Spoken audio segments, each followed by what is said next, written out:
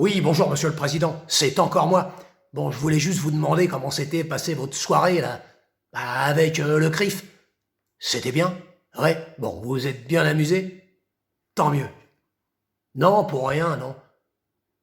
Non, mais c'est parce que sur les réseaux, là, les gens sont en train de jaser. Ils sont jamais contents, vous les connaissez, toujours à critiquer. Puis ils sont jaloux avec ça, mon pauvre. Jaloux, comme vous n'avez pas idée.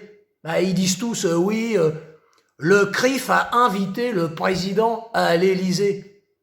Non mais attendez, après tout, ce sont eux qui commandent. Ils invitent qui ils veulent.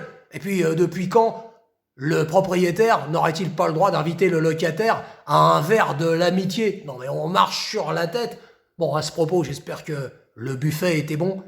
Ouais, on vous a servi des grands vins. Bon, des grands vins de la maison Rothschild, j'espère. Évidemment, tant qu'à faire. Et dites donc, au fait, la note, c'est pour nous, hein.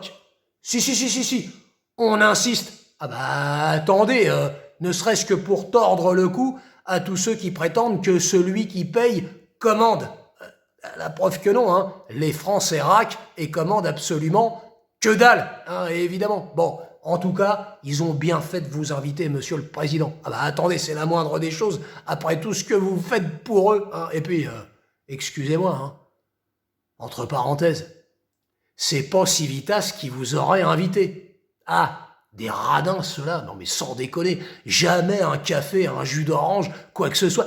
Vous avez bien fait de les dissoudre, hein. Attendez, gardez vos distances avec ces gens. Après tout, vous n'avez pas allumé des bougies ensemble, hein, vous voyez. Puisqu'on parle de dissolution, là, ce serait peut-être pas mal d'inscrire le CRIF dans la Constitution.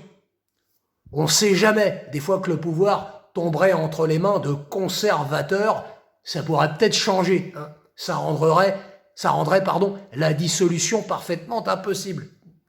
Des conservateurs, oui. Oui, parce qu'il y a des gens qui votent pour des conservateurs. Oui. On se demande bien d'ailleurs ce qu'ils peuvent conserver, à part peut-être leurs privilèges. Oui, c'est fou ce que les gens se font arnaquer. La France n'a pas besoin de conservateurs, mais plutôt de restaurateurs, et de restaurateurs hautement qualifiés, hein. Il s'agit d'une œuvre d'art. La France, et on va pas se contenter de peintre en bâtiment des partis politiques, hein, qu'ils soient conservateurs ou souverainistes. Des restaurateurs d'art, monsieur le président, voilà ce dont la France, idéalement, aurait besoin, hein, pour se refaire un petit peu la façade. Bon, enfin bref, l'essentiel c'est que vous ayez passé une bonne soirée. Pour parler d'autre chose, vous avez eu Poutine? Oh la vache. Il a été réélu haut la main, hein, les doigts dans le nez. 87%, vous vous rendez compte? Oui, je sais, les gens disent que... Bon, il paraîtrait qu'il y aurait de la triche, un truc comme ça. Oui, là encore, attendez, vous trichez tous, où est le problème? Pourquoi est-ce que les Russes n'auraient pas le droit de tricher? Vous voyez? Moi je m'immisce pas, hein, ça c'est le problème des Russes, mais c'est pas le nôtre, sans déconner.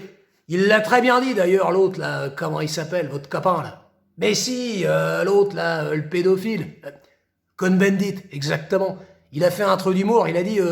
Ouais bon, Poutine, 87%, ça va. Il a encore une petite marge démocratique quand on sait que Staline, lui, était élu avec 97%. Hein, 10 points d'écart en plus. Vous voyez, il est marrant, hein, Cohn-Bendit. Ouais. C'est d'autant plus rigolo que lui est un maotskiste convaincu. Un maotskiste? Oui, non, c'est un mixte entre un maoïste et un trotskiste. Ah oui, consanguin complètement. Vu la gueule qu'il a, vous pouvez vous douter que c'est uniquement consanguin, hein.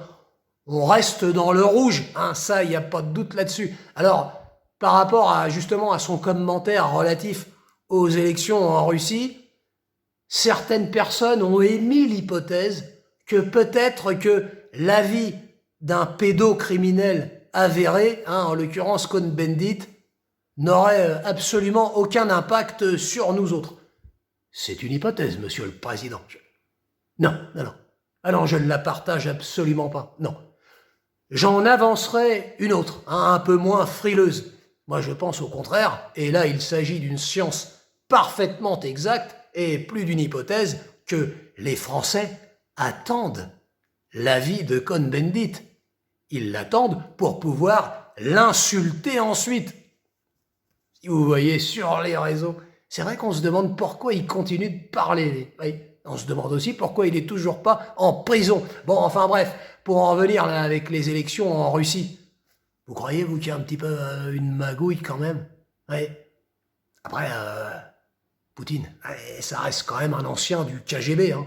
Ah bah il y a des vieux réflexes, communistes qui restent. Ah bah évidemment.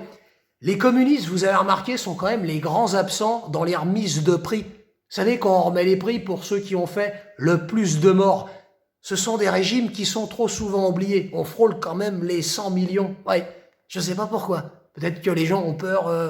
Je ne sais pas, je ne comprends pas. Je ne comprends pas pourquoi ils veulent pas aller voir ce qu'il y a derrière le communisme. Non, il y a toujours une forme de sympathie. Ils sont gentils, ils sont pour les ouvriers. Hein, oui, c'est vrai qu'ils mériteraient quand même, dans une remise de prix, un César d'honneur pour l'ensemble de leur œuvre, hein, pour l'ensemble de leur carrière, comme on dit. Hein. Alors après, moi je ne sais pas si Poutine est communiste ou pas. Hein. Ce que je sais, c'est qu'il y a beaucoup de Français qui s'intéressent de très près à cette élection. Vous avez vu, il y en a même qui souhaitent. Qui souhaitent que Poutine nous foute sur la gueule pour nous libérer de vous. Vous vous rendez compte du désespoir de ces gens? Ah ben, moi je ne comprends plus les Français, monsieur le Président. Je vous le dis, je ne comprends plus les Français. Il y a une forme de schizophrénie. Attendez, vous faites de votre mieux. Vous faites tout ce que vous pouvez, avec une précision, une méticulosité qui confine à la maestria. Ne rougissez pas de fausse modestie avec moi, monsieur le Président, nous nous connaissons suffisamment. Je veux dire, faites tout ce que vous pouvez avec le talent qu'on vous connaît pour détruire la France, et vous y arrivez parfaitement, et les gens veulent aller chercher quelqu'un d'autre pour la détruire. Non mais sans déconner, pourquoi aller chercher à l'extérieur ce qu'on a ici? Je ne comprends plus les Français, monsieur le Président. Moi je vous le dis, je ne les comprends plus. Bon, non, faut être quand même sacrément désespéré. Je sais pas, il doit bien y avoir une voie intermédiaire entre deux types de destruction, hein. Les restaurateurs, n'oubliez pas, c'est de ça dont nous avons besoin, de véritables artistes qui restaurent la jolie façade de notre pays, la France. Bon, monsieur le Président, je vais vous laisser, hein, c'était juste comme ça, et puis je vais aller tondre ma pelouse. Oui, je vais tondre ma pelouse. Ah bah c'est le retour du printemps, et puis de toute façon, tondre ma pelouse, hein, c'est à peu près la seule chose que je peux encore faire, puisque pour tout le reste, vous nous tondez la laine sur le dos à tous les niveaux. Alors je profite de ce luxe qui m'est encore offert, mon petit jardin et ma petite tondeuse. Alors je vous laisse, et si je repense à quelque chose, je reviens vers vous.